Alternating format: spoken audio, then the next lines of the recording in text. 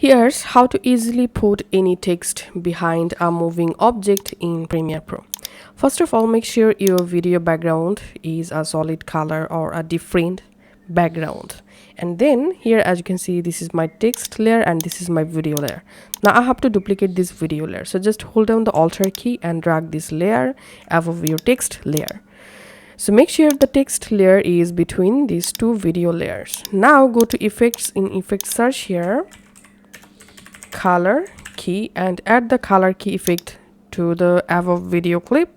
Then after selecting the clip, go to effect controls and here click on this color picker next to key color and select your video background where you added your text. Then increase this color tolerance value and slowly your text will be visible just like this. Now just play your timeline, and here as you can see I successfully added the text behind this object, moving object.